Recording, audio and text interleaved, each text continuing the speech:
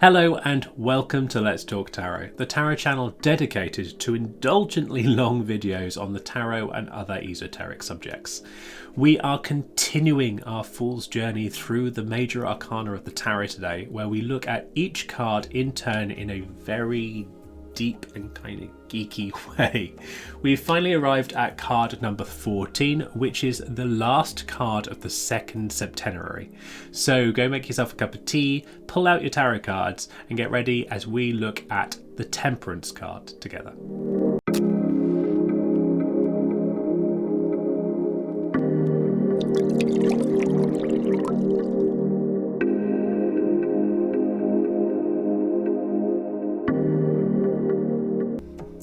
Welcome back, guys. So today we are doing the 14th card of the tarot, which is Temperance, which also means that we are at the end of the second septenary. If you remember, we talked about the first septenary being kind of like the mundane world, people in society, your role in society, learning from your family. Now we're at the second septenary, which is about rules and behaviours and ideas that rule over society, but also about the internal world and internal belief system and structures, and internalising some of the things that we've learned from the first septenary. Which also means that you are 2/3 away into understanding the whole of the Major Arcana in this kind of very deep way. So well done. And it also means that I am at the end of my third filming round, which is also a well done to me.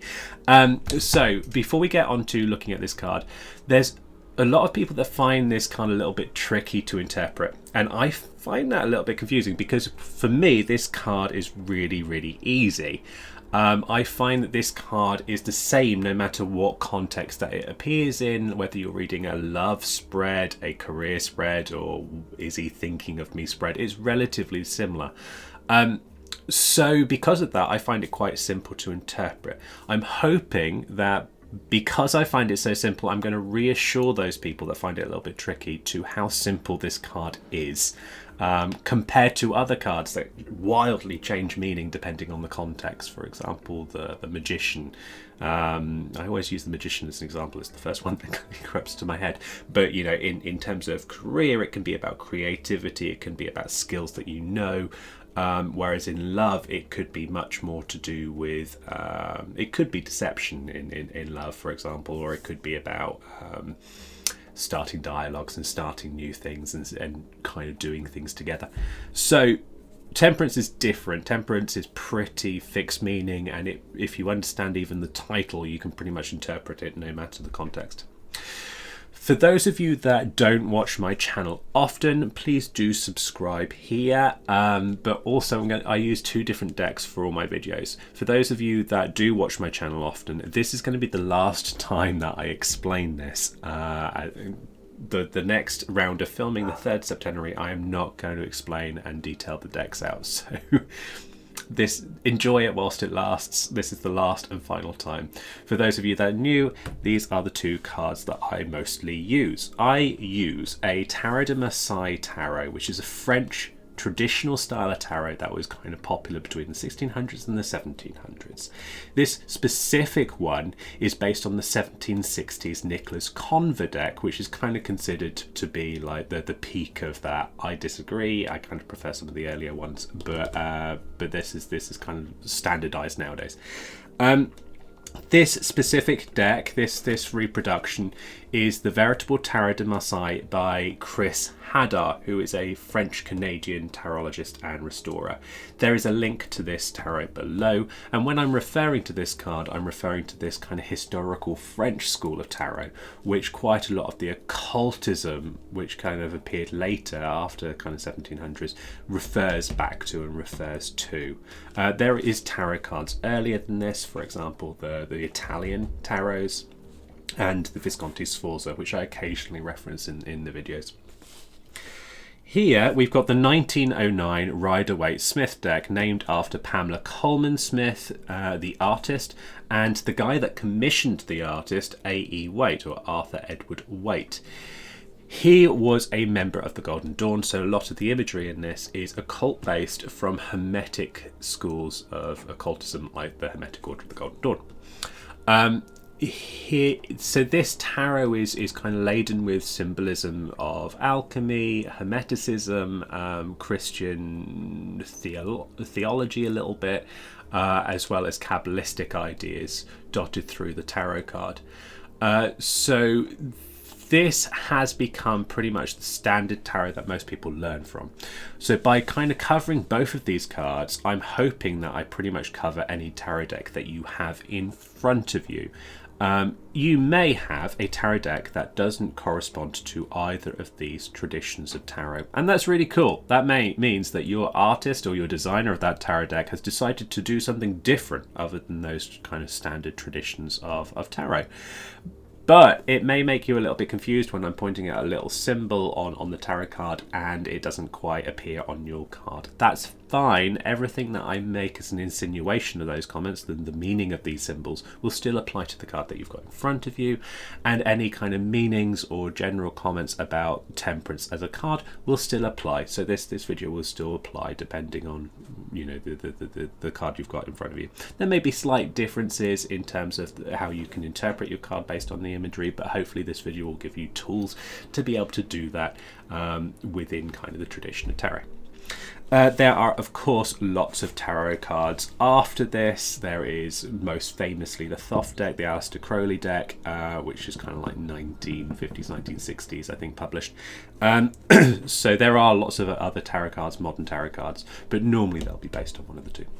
So that kind of gives you the final roundup of those tarot cards. There are links below to those decks. I have purposely made sure that the link to the Rider-Waite-Smith deck is referring to Pamela Coleman Smith. Sometimes it gets dropped out. It's just Rider-Waite deck, which isn't very fair to the female artist that actually painted the tarot.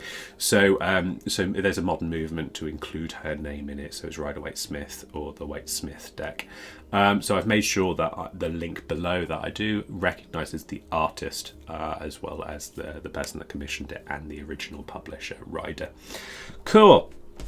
That said and done, let us look at this tarot card. As always, I'm going to be looking at the number, the name, and the symbolism, and I think I'm going to do it in that order today, and then I'm going to just look at some general meanings, and I've kind of brainstormed a list of the general meanings that I use personally to end this video with.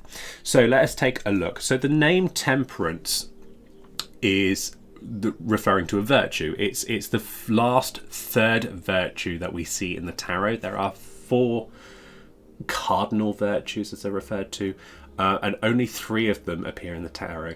It is justice, strength or fortitude, and temperance. The 4th one being prudence, prudence or wisdom.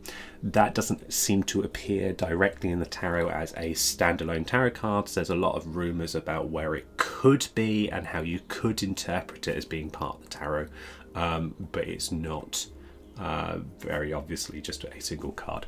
So I may do a video about where you can kind of find prudence in the tarot, but that will be a kind of a separate side video rather than anything to do with this series.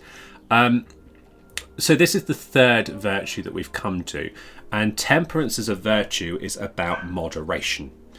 Hugely about moderation. It's about finding the mean or the middle ground between 2 extremes, which is a very Aristotelian, Nicomachean ethics kind of thing, that you see the 2 extremes of the behavior and you kind of find the middle path.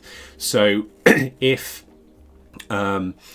you have a kind of an extreme of being a know-it-all, very, very knowledgeable on one side, and then ignorance on another side, the idea is to kind of take the middle path of being more than ignorant, less than a know-it-all. That's a really bad example, but in terms of indulgence, if we put indulgence at one extreme end and asceticism at the other end, like denying yourself any pleasure, then the right way is down the middle way. So this is kind of what temperance is about. Its traditional imagery is a woman mixing water into her wine, diluting her wine, so that it is not so strong, and therefore to moderate her intake. So moderation and balance is the two kind of main things. Temperance was also a movement. There was a movement called the Temperance movement. It was mostly about abstinence from alcohol and negative things, but it was mostly around alcohol. There's a place in Putney, just north of the river, just over the bridge near Fulham. If those people that are watching me are from London, there is a place that is called the Temperance, and it used to be called the Temperance Billiard Hall, and that is based on the Temperance movement when it was in London, which created venues that were alcohol free. So historically, I think it was the 1920s-ish, that building was made to be a pub that didn't sell alcohol, that you could go to. You could play billiards, which is kind of like a variety of snooker with 3 balls, if my foreign audience don't quite know what billiards is. So play kind of like pub games, but not have alcohol and alcoholism and people getting drunk around you, but it was a much more wholesome environment. So there is that. So if you are in London, you can kind of go and visit a Temperance movement place called the Temperance Billiard Hall, historically, and now called the Temperance. That just operates as a pub, and it's a wonderful pub. It's a really spacious pub with light coming through the ceilings, and it's a beautifully designed building. Anyway, moving on from pubs, talking about temperance, the word temperance kind of comes from the Latin temperare. Temperare means to like mix or to blend, and once again we're talking about that imagery of a woman mixing water into her wine, and this is once again to blend, to mix, to balance to extremes, and referring to moderation. The number now, let's get to the number. The number is 14. Let me drop down to the card table. So we're on to number 14 now. As I mentioned in the introduction, you will know that the Roman numerals to 14 are traditionally put this way, XIV. The Tarot de Marseille does XIII, which is normally interpreted by kind of modern tarotists as this is a continuation from the previous card, which was death, not a minusing off of the next card. You know, tarot is a progression, not referring to the future, but referring to the past. It's building on the past. So here the way to read this numeral, if Roman numerals escape you, is X10 I1 before 5. So this would be 14. If the 1 came after the 5, it would be 16. It would be 1 after 5. So 10, 1 before 5. So the argument against doing this is that it refers to the next card, which is the devil. The devil. So we don't want to do 1 minus. We want to do 1 plus. So let's look at the 14. We've done all the seed root numbers in numerology, so if you haven't watched the 1 to 9, and even including the 10, go and refer to it. Here it's 1 plus 4, so the root number is 5, which is the Hierophant. And if you remember, the Hierophant was about kind of humanizing spiritual teachings. It was about passing spiritual teachings onto the divine. There was something human about the number because 5 fingers, 5 toes, but also head, 2 arms, 2 legs. So there's something very human about the number 5, and it's normally referred to as kind of the number of the body. But also there is something spiritual because we've got the pentagram or the pentacle, and that's the 4 elements plus spirit. So we're talking about spirit descending down to the material through the human. So here we've got a similar kind of thing. We've got a divine law, like the one of temperance, to moderate. It's something that is seen as a religious rule, almost, that is coming through to humanity in the form of temperance. So this is about internalizing spiritual kind of aims.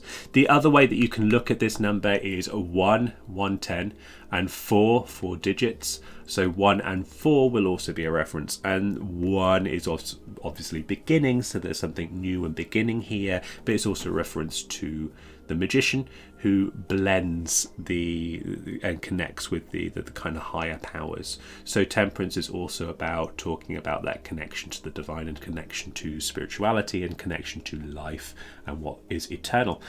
We can see that in the wings here.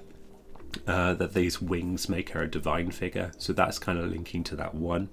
And then the 4 is the emperor, and the emperor it's also 4 elements, so that is about balance. It's about a material balance, a balance of material things. We see the 4 of Pentacles, for example, meaning like a bank, kind of like keeping money in something. So there's a stability. And here we're talking about a stability, and we can see that slightly better in the Rider-Waite-Smith, where they've put 1 foot on land and 1 foot on water, this kind of blending of things, and balance and stability, and this blending of 2 cups. So we've definitely got that kind of 4 about balance, like 4 elements balanced together, and this card is about balance between 2 things. Cool. So outside of that, 14 is also a makeup of 2 times 7. 7 is the Chariot. 7 was about willpower down one route, and it was about kind of balancing internal whims, I suppose, in order to kind of proceed and get what you want. It was victory in one course of action.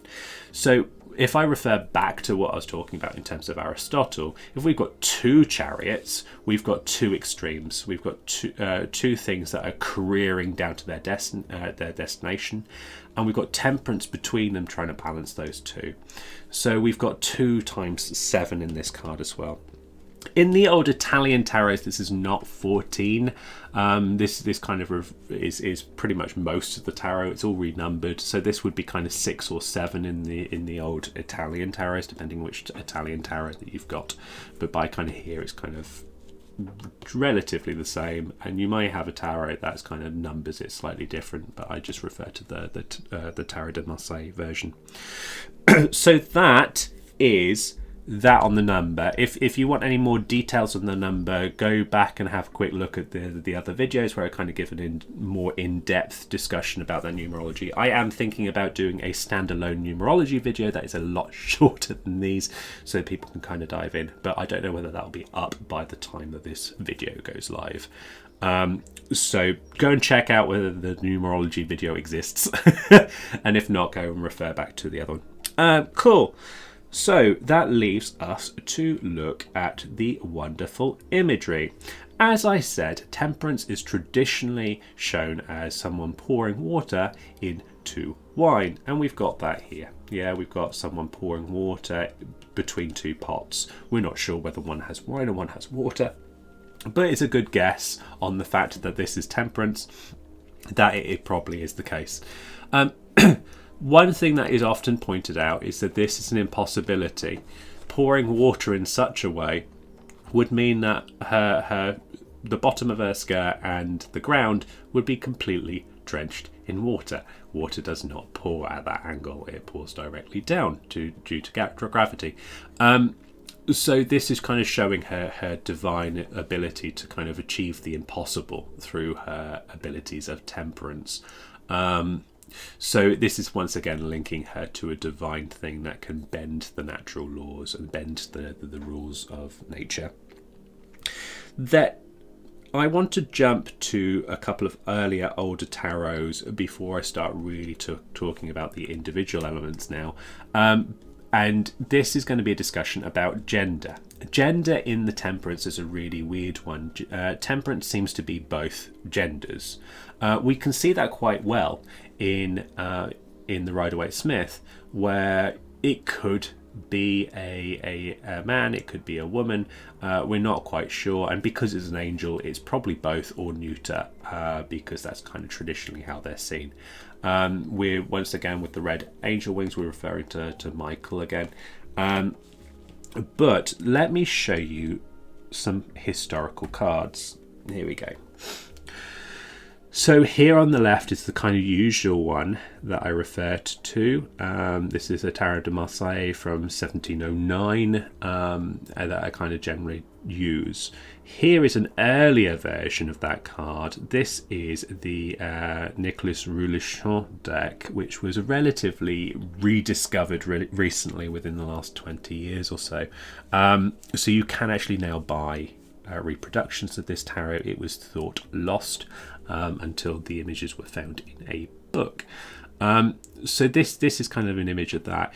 You can see here that the most interesting feature of this card is that it has one breast and not two. This is a hint at the gender fluidity of this card, that it's not completely female. I apologise now for those those women in my audience that have mastectomies and like I am fully women. That we're just talking about symbolic art. You know, the reason why this is depicted in such a way is trying to tell us something. It's not about this woman having had an operation. It's about this image trying to tell us something in terms of symbolic art.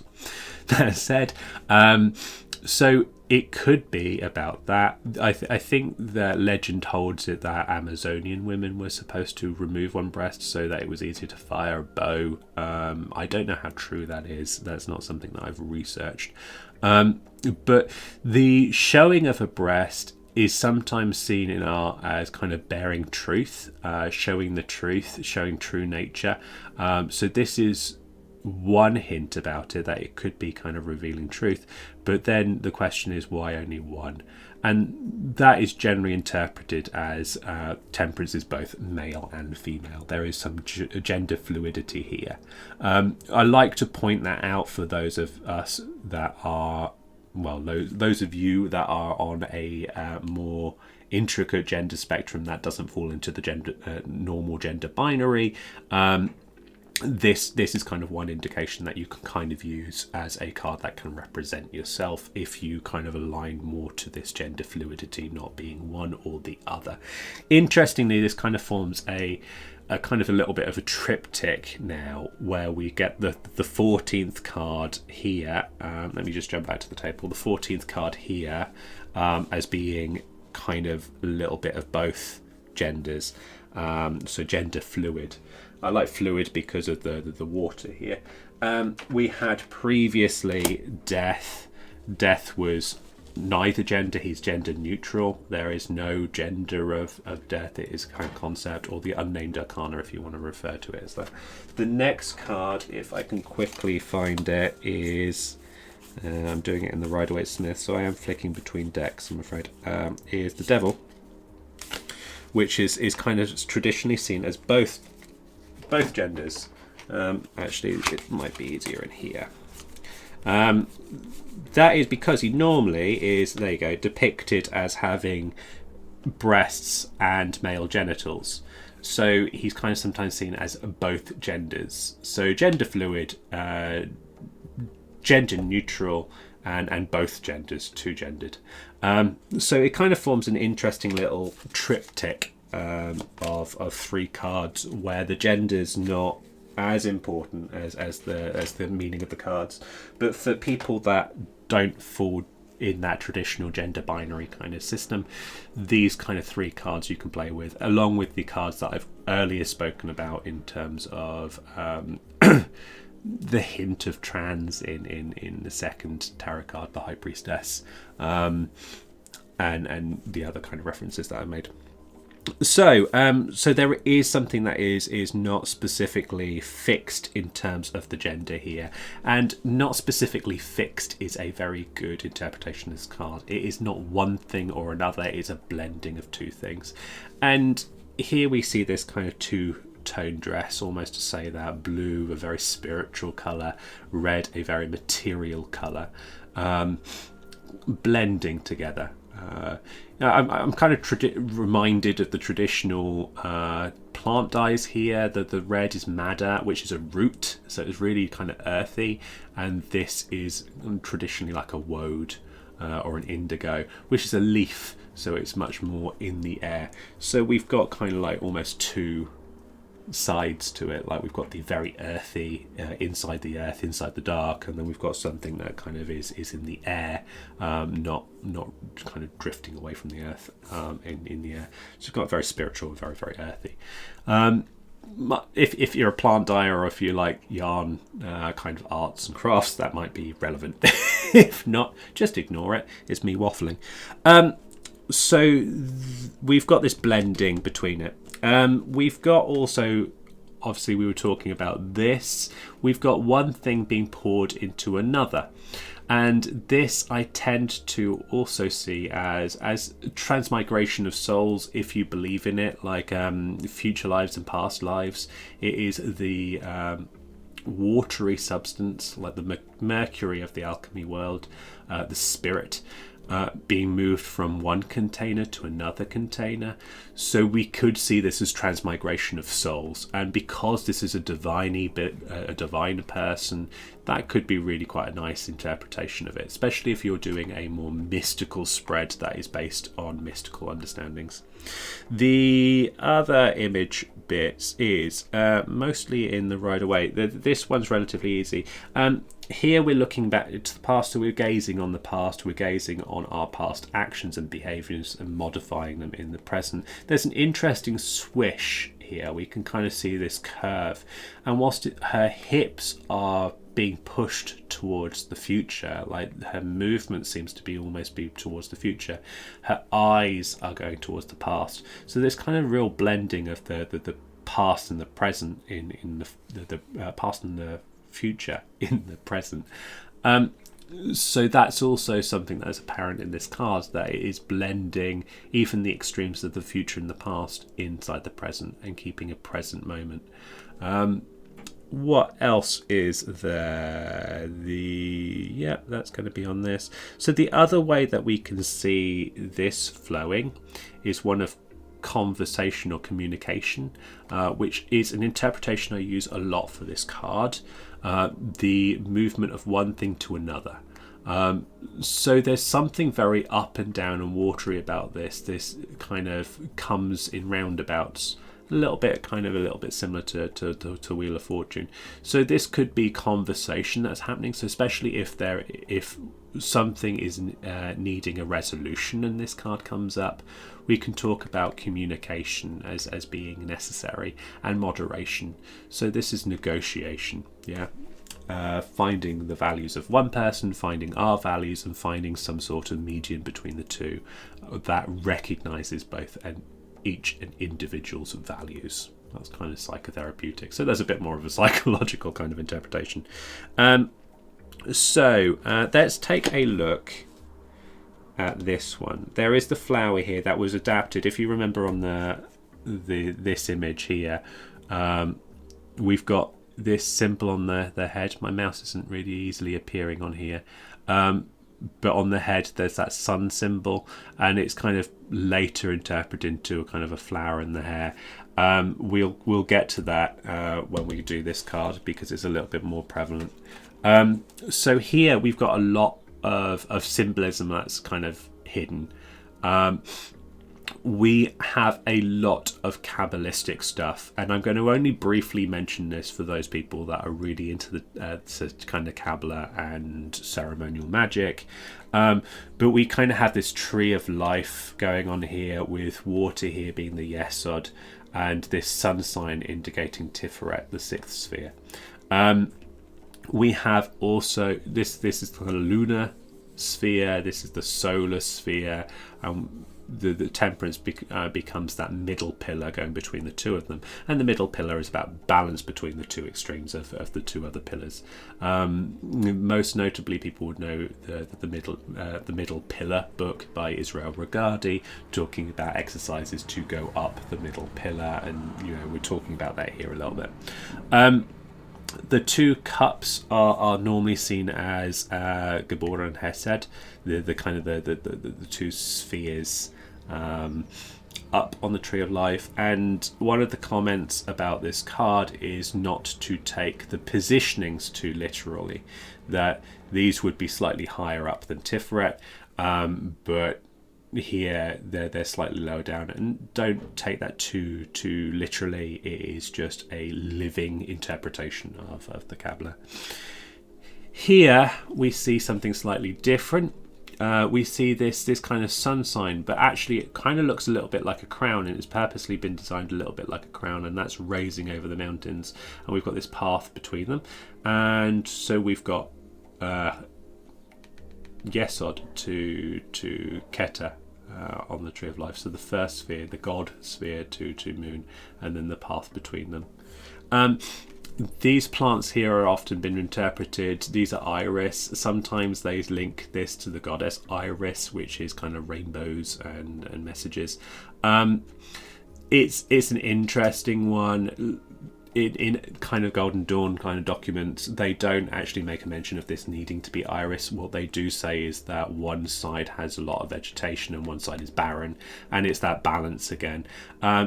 Traditionally in the Golden Dawn, these were switched. The luscious grass was here, and this was just desert, and that's that balance between two extremes. Sorry, excuse me, coffee. So that's also there. So this sun sign on the head is supposed to indicate the sun of Tiferet, the sixth sphere, the kind of the ultimate goal, I suppose, of quite a lot of ceremonial magicians, being radiant splendor. Here on the breast, this is quite a nice little symbol that's been kind of put in. You can just see above that square and triangle, there is what looks like folds in the fabric, but that's actually the four-lettered name of God. We've got Yod He Vav He, which is the unpronounceable name of God. Unpronounceable because there is no vowels in it, so therefore it can be pronounced in lots of different ways, but it's kind of used as a sacred and divine name of power in quite a lot of ceremonial orders. So here we're kind of very much linking it to divine and that divine energy of temperance. The square and triangle is interesting. In a kind of traditional occult style, I would interpret this as the triangle, life, spirit, embodied within the physical, the four-pointed. So we know that four is the sign of physical manifestation, and triangles are about the spirit and the spiritual world. So I'd see this as this, and maybe linking it to kind of alchemy, the squaring of the circle kind of thing. But A.E. Waite says that this is the sign of the septenary. It took me a little while to try and figure out what he meant by that, because I'm like, Centennial of the Tarot, is this because it's the last card in the series? But no, he's literally saying that the triangle is 3 points, the square is 4 points, so 3 plus 4 is 7. So this is talking about the 7. So it's kind of talking about the 3 plus the 4 equals 7 in some sort of divine teaching, and I'm not brilliantly sure what that is. But it is something to do with manifestation of perfectness. 7 is perfect and perfection through the marrying of the physical and the immaterial. And there's a lot in this card that'll kind of agree with that kind of interpretation. So I think it's something to do with that. But it took me a little while thinking, what on earth is Arthur Edward Waite talking about in terms of that? And that's it. So the red wings are normally associated with Michael, the Archangel Michael, because of the fieriness. It doesn't really look like an Archangel Michael tarot card. It looks more like probably Raphael. But that's how I'd quickly interpret the red angel wings. People that are more angel focused than me can kind of comment below if they disagree with that and they have a better interpretation of that, and I can learn from you. Cool. So those are the majority of the symbols. There's not an awful lot of hidden symbols in this card. There is, this sway, this kind of backwards C shape. You could kind of interpret this as being a circle, and you certainly can interpret the left hand being close to the body and higher up than the right hand side, which is lower down.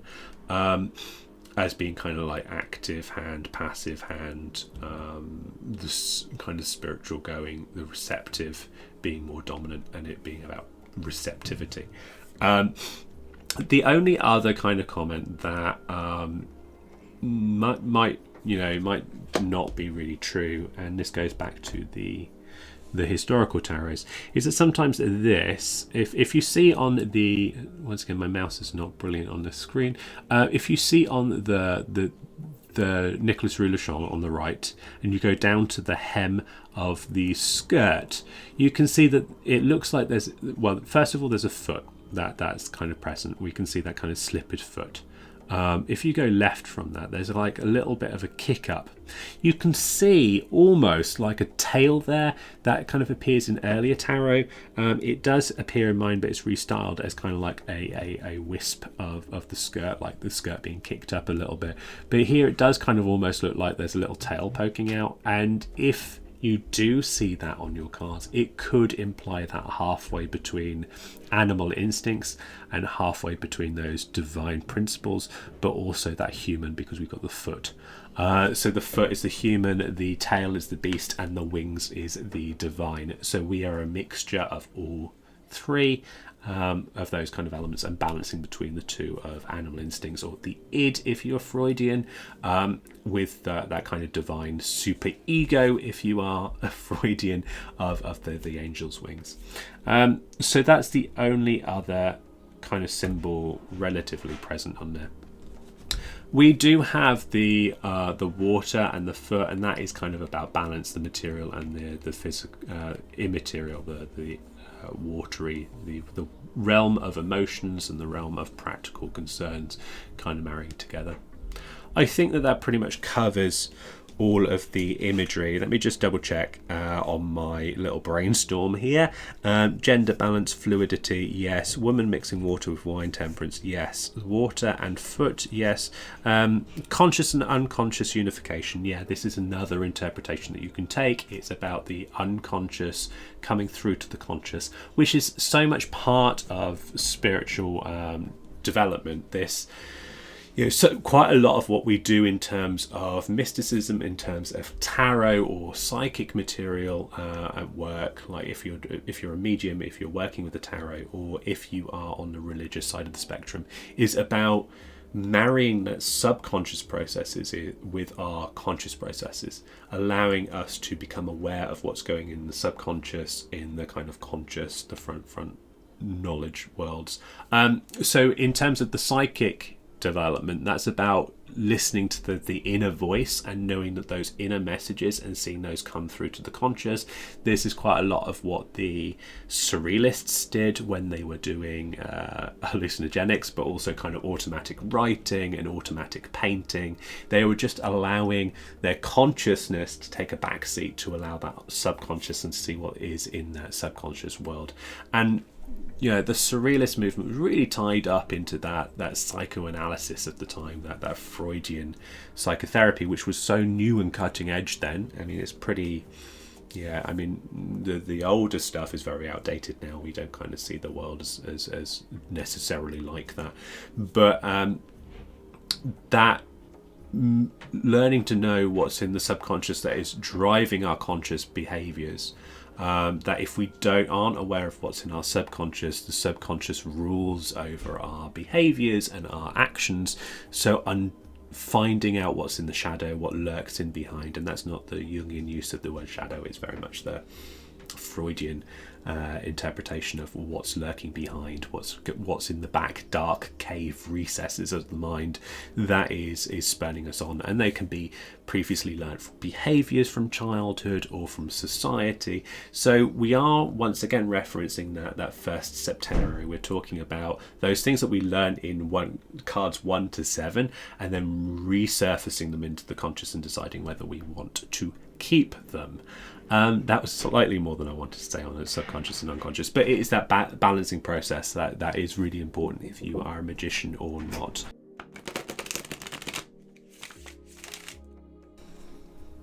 Sorry, brief interlude there whilst my other half just checks whether I want any lunch. Let's carry on. So that pretty much goes over the imagery. Let me talk about the interpretations. That everything I've said may seem like it's really complex, and you might be wondering what I was talking about at the earlier comment when I said this. I find this card really easy, because it generally falls down to just reinterpretations about 2 or 3 ideas. It is about moderation and balance. It is about things moving from one thing to another, and it is about communication. So from those kind of 3 things, we can kind of interpret all the different meanings. So in terms of moderation, it's about moderation of behaviors, it's about moderation of extremes, but also about moderation of extremes between people. So if we're talking about problems at work, it's about kind of like cooperation and negotiation between people, which is that from one container into another, pouring down through. So we're looking also at the transmission of ideas. So look at that symbol of pouring from one thing to another. We can see that as the transmigration of the souls. We could see that as past lives, modern lives. We can see that as the unconscious, the left hand. I'm doing it opposite on the screen. Left hand moving down to the right, to the conscious. So the unconscious to the conscious, the creative to the organized. So we can see that process. We can see that as communication. We can even see that as ups and downs in the stock market. In terms of that, so that's kind of in communication, balance, and moderation. So just keep those as keywords: communication, moderation, and balance. And no matter where it falls, it will probably be an interpretation of one of those.